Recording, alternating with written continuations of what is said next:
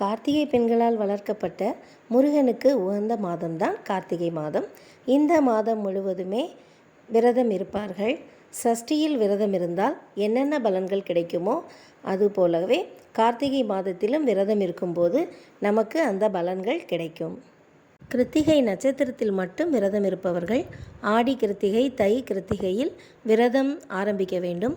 அவ்வாறு தொடங்க இயலாதவர்கள் இந்த மாதத்திலும் தொடங்கலாம். இந்த வருடம் சிறப்பாக மாத பிறப்பு நாளன்றே கார்த்திகை நட்சத்திரம் வருகிறது. நம்ம வீட்டில் யாருக்காச்சும் அடிக்கடி உடல்நிலை சரியில்லாமல் போகுது, குறிப்பாக குழந்தைகளுக்கு ஏதாவது நோய்கள் வந்துட்டே இருக்குன்னா நம்ம இந்த கார்த்திகை நட்சத்திரத்தன்று விரதம் இருக்கலாம். கார்த்திகை நட்சத்திர விரதம் இருப்பவர்கள் முழு உபவாசமாக இருந்து இரவில் பால், பழம் இல்லைன்னா லேசான ஏதாவது ஒரு ஆகாரம் எடுத்து விரதத்தை முடிக்கலாம். அப்படி இல்லாமல் மாதம் முழுதும் விரதம் இருக்கிறவங்க ஒரு பொழுது சாப்பிட்டுக்கலாம். ஒரு நேர உணவை சாப்பிடாமல் இருந்து இரவு உணவை பால், பழம் அப்படியே எடுத்துக்கலாம். விரதம் எப்படி இருப்பது அப்படின்னு கேட்டால், நம்மளுடைய உடல்நிலை, சூழ்நிலை இதெல்லாம் கருத்தில் வச்சுக்கிட்டு நமக்கான ஒரு விரத முறையை நாமளே உருவாக்கிக்கலாம்.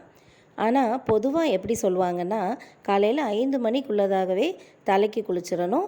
விநாயகர் குலதெய்வத்துக்கு விளக்கேற்றிட்டு அப்புறமா முருகருக்கு விளக்கேற்றி நம்முடைய வேண்டுதல் நிறைவேறியது போலவே உணர்ந்து அவருக்கு நன்றி சொல்லணும். இப்படி நம்ம வேண்டும்போது பலன்கள் மிக விரைவாக நமக்கு கிடைக்கும்.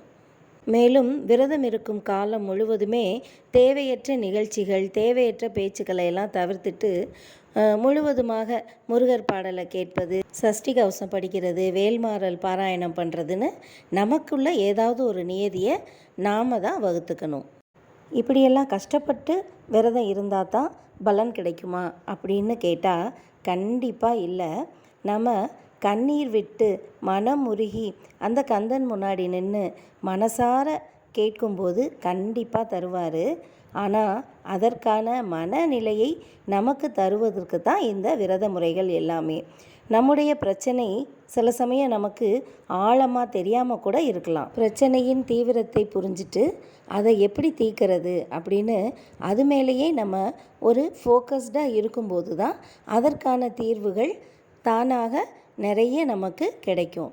மேலும் கடவுளுக்கு நம்ம விரதம் இருக்கிறோம், கண்டிப்பாக இந்த பிரச்சனை தீர்ந்துடும் அப்படிங்கிற நம்மளுடைய நம்பிக்கையே நம்முடைய பிரச்சனைகளை பாதி தீர்த்துரும். இதுக்காகத்தான் நம்ம முன்னோர்கள் விரத முறைகளெல்லாம் நமக்கு சொல்லி வச்சுருக்காங்க.